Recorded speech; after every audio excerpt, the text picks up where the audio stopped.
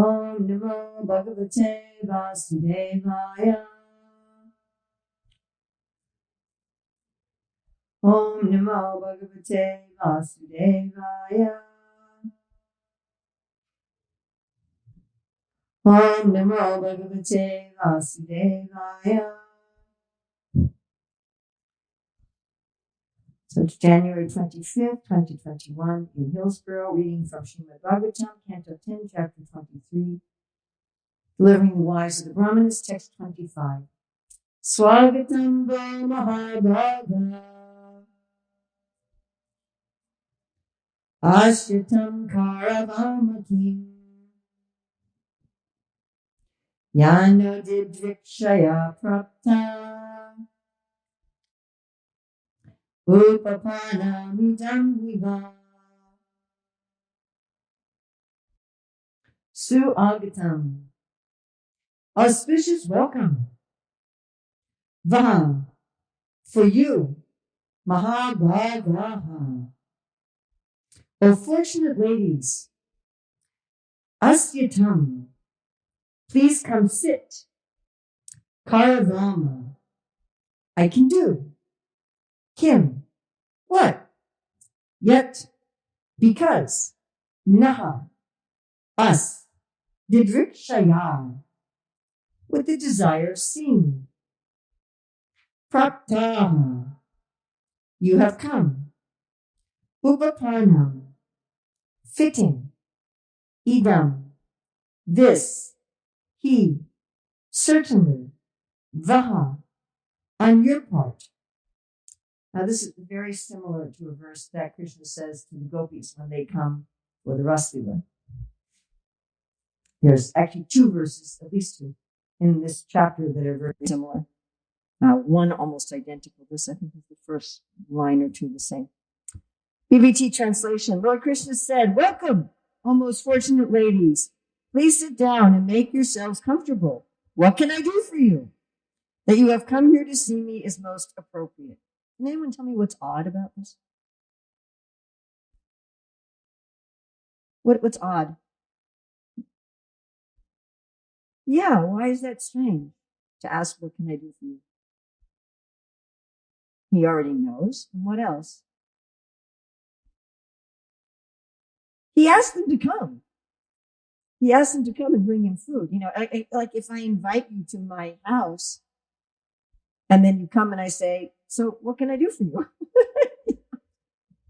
It did the same thing to the gopis where he called them with his flute and asked them to come and they said, welcome, welcome. What can I do for you? BBT purport. Just as Sri Krishna welcomed the gopis who came to dance with him at night, he similarly welcomed the Brahmana's wives, whose pure love for him was proved by their overcoming many hindrances to see the Lord. The word upapanam indicates that although these ladies had rejected their husband's orders, their behavior was not at all inappropriate, since their husbands had obviously tried to obstruct their loving service to Lord Krishna. Swagatam vo mahabhaga asyatam karavamakim yanyo didrikshaya prapta upapanam idam vivaha. Lord Krishna said, welcome, O most fortunate ladies. Please sit down and make yourselves comfortable. That's also kind of odd because if you bring food for someone else, you don't usually sit down. They sit down, right? You serve them. What can I do for you? That you have come here to see me is most appropriate. So here we're going to look primarily at this upapanam, appropriate or fitting. That we all like things that fit, isn't it? Like we want our clothes to fit. We don't want the sleeves of our clothes hanging over our arms. We can't get to our hands. Or we don't want them so small, that they're showing parts of our bodies that shouldn't be shown. They're tight and uncomfortable. We want things to fit. And we also want to fit in our lives. As you all know, I'm in the last stages of working on a book on Varna Dharma. And we just submitted a paper to the GBC that deals a lot also with Varna Dharma. So I've been having some deep discussions with other members of the Shastric Advisory Council about Varna Dharma, and one of them, particularly, I talked to him just the other day, Gopal Hariprabhu, Radhika Raman's younger brother, and we were talking about, how do you determine your Varna? How is it determined? Is it nature or nurture? We concluded that we were never going to fully solve the nature-nurture question.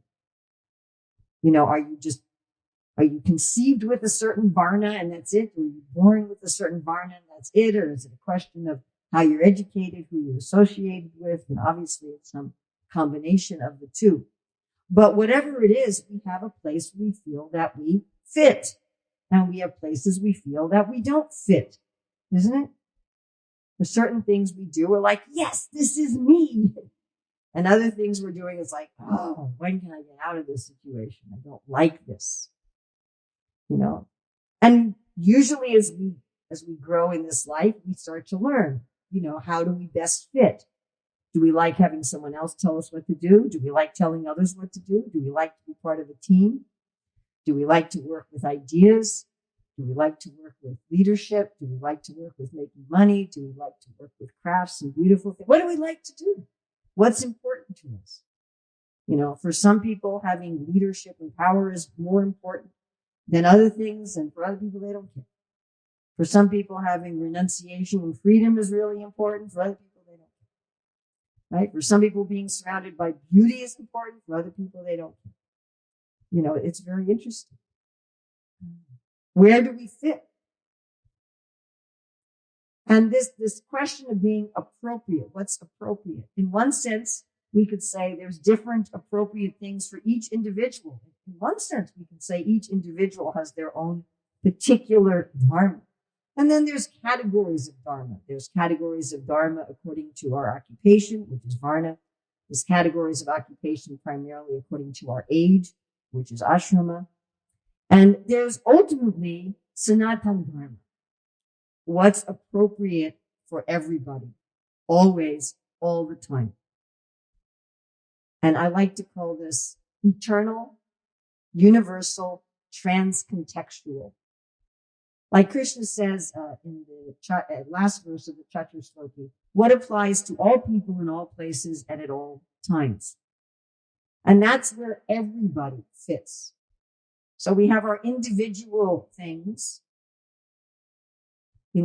When we were hiring this HVAC person to put in the heater, and he said, I'm going to buy an electric fan. And I said, well, it's got to be heavy duty industrial, but it still has to look good. He said, I'll make sure it looks good. And I said, well, do you have any artwork in your walls in your house? And he said, no. And I'm like, oops. Then I took him in the hall and I said, I want you to look in this hall and tell me what's aesthetically off. And he's looking. Couldn't find it. Finally, I had to say, look up. And then he's like, oh, they didn't pull the stain all the way over. I'm like, yep. But I said, you didn't see it. I said, so you better show me the pictures of the fan and have me approve them. So different people fit in different places. He could make something work, but he couldn't make it beautiful. Other people make things beautiful. They can't make it work. Some people make things beautiful and they make it work. But everybody loves Krishna. And everybody serves Krishna. And in the Shastra, we have statements that apply to everybody. What's appropriate for everybody? What's appropriate for everybody is that Jivera Swayupaya Krishna Nitidasa. We're all servants of Krishna. Right? Like some people belong in the kitchen, other people we don't want them anywhere near the kitchen, isn't it? Right? One of my very, very, very, very best friends, she told me, so after she got married, that, she went to cook one day, she went to cook a second day, and then her husband said, you are never allowed to go back in the kitchen.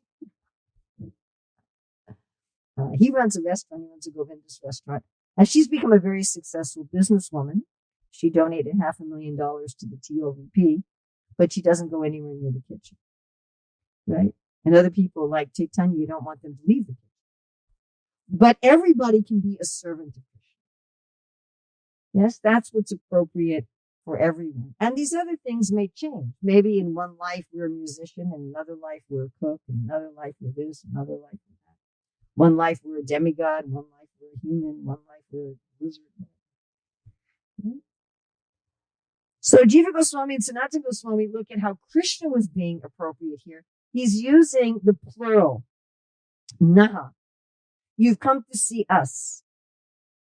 So why is he saying you've come to see us?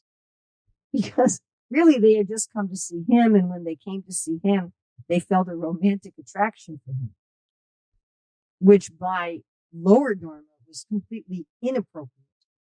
So Krishna made things appropriate by saying, oh, you've come to see us. You've come to see me and Balaram and my friends. You've come to see all of us. We find the gopis do this also when they talk about seeing Krishna. They'll say, look how beautiful Krishna and Balaram are. Because they don't want to just say that they're attracted to Krishna. Of course, some gopis are just attracted to Balaram. But so Krishna here is doing something he's making sure that things are going to be appropriate here in terms of lower dharma, in terms of ordinary customs, that these women are married and they're married to brahmanas and, oh, you come to see us and you come to see us, right? We have the drikshaya. You've just come to see us. Actually, they didn't just come to see Krishna. They wanted to run away with him. When he tells them later to go back home, they're like, we're not going to go back home. We're staying here with you. And Krishna's like, no, you can't do that. He says, oh, you've just come to see. Where's another place where Krishna says, oh, you've just come to see?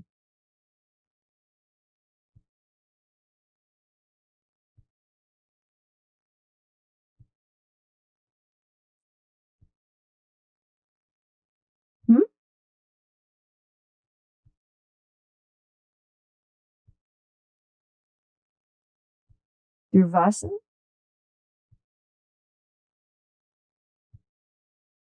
Oh, the rasa dance. Yes. Krishna says to the gopis, I'm sure you've come out here in the middle of the night just to see the beauty of the forest. I mean, it is really beautiful at night, isn't it? See all the stars and the moon and the full moon night. You just came out to see how pretty it was. Now you can go home. Another time he says this to Arjuna, right? When Arjuna says, Senayor Ubayur Maje, he goes to the middle of the armies and Krishna says, just see. And all the acharyas, they say, did Arjuna just want to see and not fight? Just come to look? So Krishna's saying, oh, why did you come here? What can I do for you? You must have come here to see us and just to see us. So Krishna's there is being very appropriate in terms of the lower dharma. Yes? But he's saying here, it's very appropriate that you've come to see me because you've overcome all obstacles. Now, often in our own Krishna conscious journey, we make so many excuses because of our obstacles. And we try to set up an obstacle-free life for Krishna consciousness. My dear friends, you will not have an obstacle-free life for Krishna consciousness. It's not going to happen. First of all, we're going to have obstacles from our own mind. Does anyone here never have an obstacle from their own mind? Never. Since the day you joined the Hare Krishna movement, your mind never was an obstacle? No? There you go. Well, for most people, for most mortals. And then our body can be an obstacle. Right? I remember when Gopi Pranadana Prabhu here was in the hospital. He was on a ventilator, wasn't he? Yeah. In the ICU on a ventilator for his asthma. And so he couldn't chant for days. How are you going to chant when you're sedated on a ventilator? I remember after he got well, he was making up all of his rounds. So sometimes the body is an obstacle. The body's in a coma, the body's sedated. What are you going to do? The body just isn't working. Right? I'm sure at least most of us have sometimes been ill where you just can't do anything. You know, I've been so ill that I had a high fever and I was just like hallucinating from the fever. And I remember I was chanting all day, and at the end of the day, it's like, I think I only got 3 rounds done, but I was chanting all day because I kept going in and out of consciousness with fever. So sometimes the body's an obstacle. And then there's obstacles from the demigods, from the weather. There can be storms, there can be excessive heat, there can be excessive cold, there can be excessive rain, where you can't do your duty. And then there's a lot of obstacles from other living entities, right? So one can have obstacles from bugs like mosquitoes, or just other people. People say something and it disturbs our mind. I mean, even Vidura, he was disturbed when Duryodhana insulted him, or Jud Bharat was disturbed when Maharaj Rahugana insulted him, right? So somebody insults us, we become disturbed, or someone doesn't facilitate us, or they don't show up on time. We're depending on them to do this and that service, or this doesn't happen, and that doesn't happen. So there's all these obstacles. And people ask all the time, what do I do if my husband's not a devotee, if my wife's not a devotee, if my kid's not a devotee, if I'm in a place with a repressive government or whatever. But these obstacles happen to the great devotees in Krishna's Leela also. In fact, as we've said many times, Krishna creates these obstacles even in the spiritual world for the gopis, where they apparently have obstacles. And if we're not willing to love Krishna and serve Krishna regardless of obstacles, it's not love. Otherwise we're what's called a fair weather friend. A fair weather friend, we do service when we help out when it's nice, and we don't when it's not nice. I remember many years ago, actually, when we were living here down the street. So I had a doctor's appointment and my car broke down. And so I called one of my friends and I said, I have an appointment in an hour. My car broke down. I said, my kid's at work. I don't have any other car. Can you drive me to the doctor? And this is a friend who had always said, Urmila, I'm always there for you. Whatever you need, anything, whatever you want, just let me know. And she said, this is my day off from work. I don't want to go anywhere. Okay. And I thought, okay, that's a fair weather friend. You're there, when everything's nice, and when it's not nice, you disappear. So we don't want to be like that with Krishna. Well, Krishna, I'll serve you if I have a perfect family and perfect health, and my mind is peaceful, and the sun is shining, and everybody's being sweet to me, and everybody's respecting me. Then I'll serve you. But if there's a catastrophe, then I won't serve you anymore. I mean, sometimes the only service we can do, like when I was that sick, the only service that I could do was just to try to think of Krishna and try to chant. That was all I could do. I wasn't capable of doing anything else. I couldn't even move. Sometimes that's all we can do. But to do something, to somehow reach out. Krishna, where are you? Krishna, where are you? In whatever way that we can do that. I'm thinking about Gajendra, he's being chomped on by the crocodile in the water for 1,000 years. And he was in a lot of pain. He was dying and he was starving. And the other elephants couldn't help him. And he just oh, Lord. And that's love. I mean, everybody understands this, even with material love, that if you really love somebody, you're going to be there for them as much as you can, even in difficult circumstances. You're not going to walk away just when things get tough. Right? This is one of the big differences between, say, marriage and boyfriend-girlfriend. Boyfriend-girlfriend, well, you didn't put your socks in the laundry bin. I'm out of here. And marriage is, I'm sticking with you for better, for worse, for richer, for poorer, in sickness and health. That's, yes. And we have that understanding that a commitment is love. That's why we make promises. I'm going to chant 16 rounds every day the rest of my life. I'm going to follow these principles every day the rest of my life. It means something. Yeah. So Krishna sets up, Mars was talking about Krishna testing the devotees. Krishna sets up these tests so that we can increase in our love and demonstrate our love. It's a way of demonstrating our love. And then it's also appropriate to choose a higher principle over a lower. So the Shastra, including the Bhagavatam, really emphasizes fidelity in marriage and really emphasize that the wife follows the husband. It's strongly emphasized in the Bhagavatam. I mean, we have the extreme example of Sukanya and Shaivana Muni.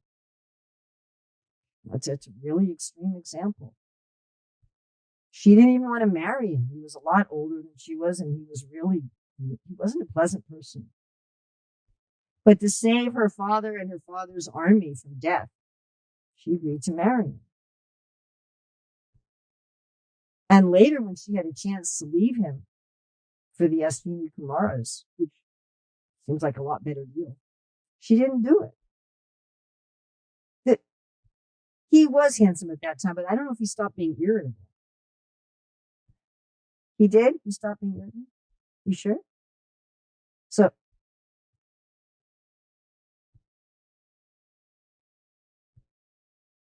he was just an irritable old man. So when he was a young man, he wasn't irritable anymore. So his personality also shifted. Because it said he was always angry. Not when he went in that lake. Boy, we should find one of those lakes for all of the angry, irritable people we know and give them a dip in it. All the irritable old people, right? Dip them in the Ashwini Kumaras lake. But anyway, we have these examples in the Shastra, and we have this instruction in the Shastra. And yet, here we have these examples of these women being disobedient. They're like, we don't care. We're going. And it's appropriate. Krishna says, yes, this is appropriate. So it's very nice in Bhagavad Gita 9:30, Apichet Kutaracharo, where Krishna says, even if a person does something abominable, if they're my devotee, they're still saintly. So what these Brahmins' wives did by social convention was abominable. And Prabhupada writes in that purport that generally our conditioned activities and our constitutional activities go in parallel. So generally, the way we fit in the world, according to our present, what Prabhupada would call psychophysical nature, where I feel I belong, where I feel I'm comfortable in this world, according to my psychophysical nature, as a result of past lives, this life, whatever it's the result of. And my Sanatan Dharma, my universal, eternal, transcontextual Dharma of serving Krishna, generally they're parallel. Why are they parallel?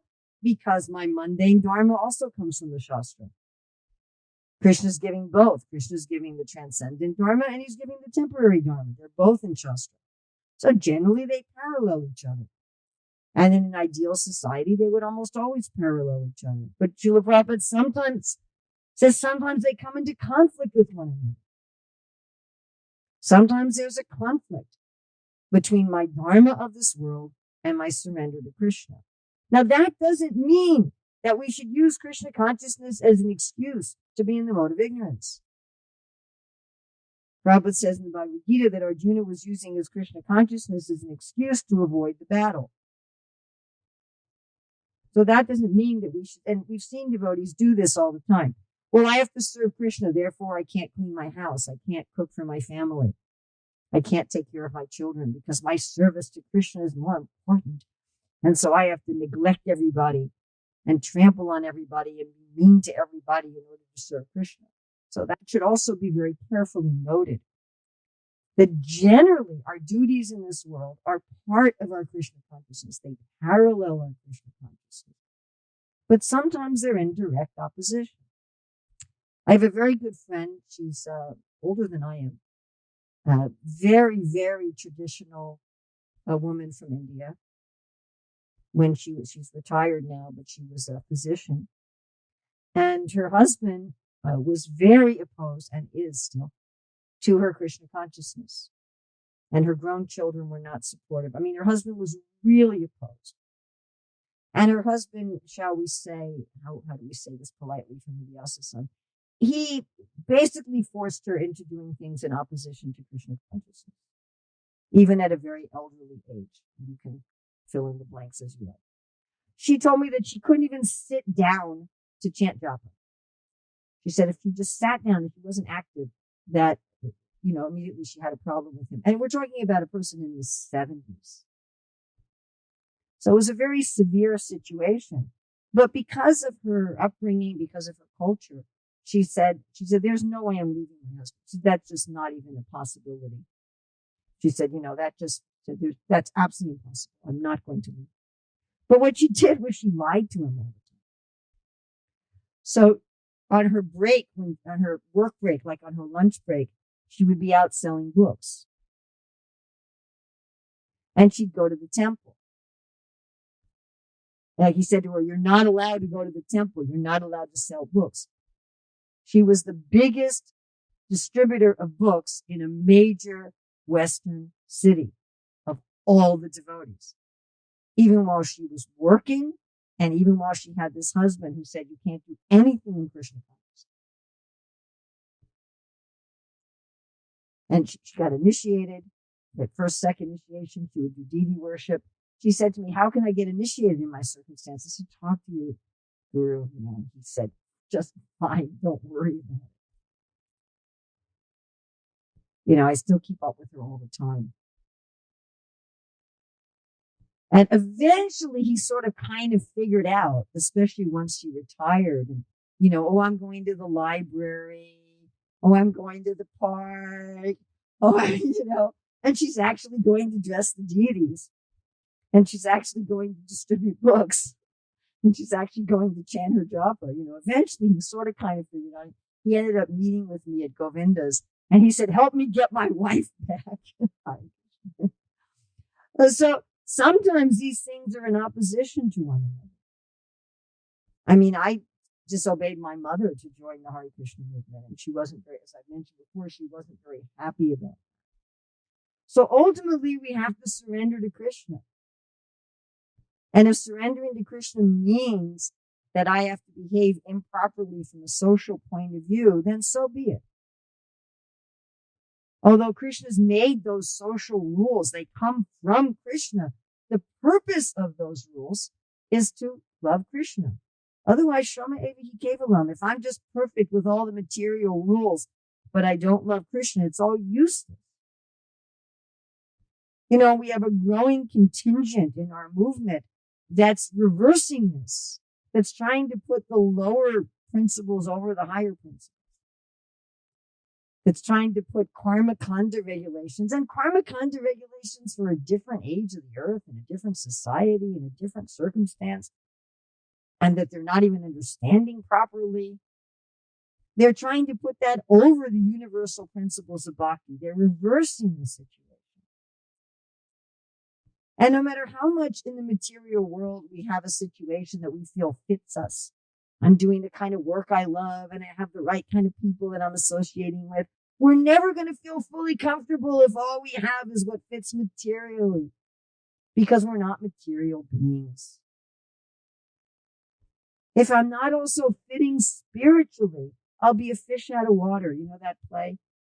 The fish comes out of water. I used to be in that play. I was Maya Devi in the play. I don't think they'd cast me as that anymore now that I'm an old lady. Anyway, so we had the fish comes out of the water and you give him, a nice chair, and you give the fish a nice spouse, and you give the fish a degree, a college degree, and you give the fish a nice job, and the fish is going, I want water. Not to drink, to swim in, to breathe. So ultimately, we're only going to find our comfortable place in Sanatana Dharma. Just trying to find our comfortable place in Varnashram Dharma. I'm sorry. We're not material beings. We can be in the perfect ashram and the perfect varna and everything perfect in this world, but if we don't have Krishna, we're going to feel uncomfortable. We're going to feel there's something wrong. And that's why even very successful people materially, they get everything and they go, is that it? Is that it? So yes, we should try to set up a nice situation for our Krishna consciousness, our living situation, our ashram situation, our varna situation, our what service we're doing for the mission. We should try to set this up according to our psychophysical nature. But if we're not falling in love with Krishna, we're not going to be happy. And if we're falling in love with Krishna, then even if our mind gives us trouble, as it does for most of us, or our body gives us trouble, or other people give us trouble, or the weather gives us trouble, or the government gives us trouble, or whatever gives us trouble, we'll still be able to love Krishna in some way. Now, what I thought was really, really charming is that Vishwanath Chakravarti Thakur says that Krishna is also implying that you're dharmic, you're fitting, you're upapanam, but I'm not. I can't reciprocate with you. Which is, of course, what Krishna also says to the gopis, na paryeham, I can't reciprocate with you. And ostensibly, Krishna really couldn't reciprocate with the wives of the Brahmanas the way they wanted to be reciprocated with at that time. So Krishna is saying, you're in order, but I'm not. And this is an extraordinary view of God. This personal view of God, where he says to his devotees, you're better than I am. You're superior to me. And Krishna actually feels that way. Krishna actually feels that way. Krishna says, I become auspicious because of the association of my devotees. Krishna says to the twin Arjuna trees, you're very lucky that you saw Narada. And I'm thinking, are they lucky that they're seeing you? But Krishna's in that mood that he exalts the devotees over himself. And he feels a debtor to his devotees. If we think of this from a tattva point of view, it's absurd. But this is the loving relationship. You're in order. What you're doing is fitting. And me, what can I do? And this can also be understood. What can I do for you? Oh, why have you come here? What can I do for you? I can never do for you. So questions, comments, additions, subtractions? Yes, ma'am.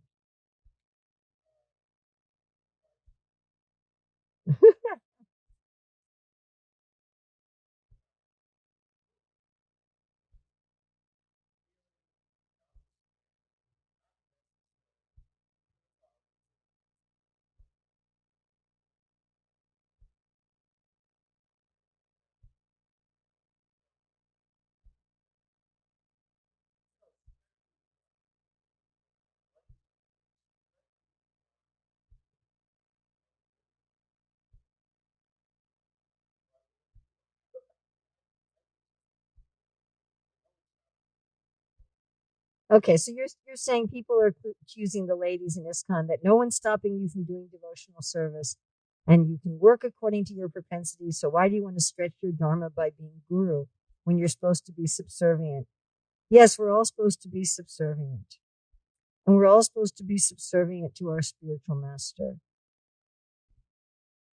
And Srila Prabhupada said over and over and over and over and over and over and over, I want all of my disciples to be guru. Now, if somebody wants to say that, well, we don't have to follow the order of Srila Prabhupada, that would be an interesting discussion. That Shiksha Guru is enough. If we thought Shiksha Guru is enough, Prabhupada wouldn't have given Diksha. He would have only given Shiksha. And Prabhupada also says you're offensive and foolish if you discriminate between Diksha and Shiksha. So this is, if somebody wants to be offensive and foolish, that's their problem. And I don't think anyone in the mood of service wants to be guru. Bhaktisiddhanta said, if you think you're guru, you're guru, you're a cow. We want to be a servant. And it's Prabhupada's order. It's very natural. It's just like parents usually want to become grandparents. They want their line to continue. That's natural. And Prabhupada wants all of his disciples to continue the line. If we're really subservient, like the gopi said to Krishna in the water, we're your servants. Don't ask us to come out of the water. And Krishna says, if you're really my servants, then come out of the water. So we say to Prabhupada, I don't want this responsibility. I'd rather just sit down and chant Hare Krishna. Prabhupada says, if you're really my servants, take this responsibility. Nothing. Srila Prabhupada Ji.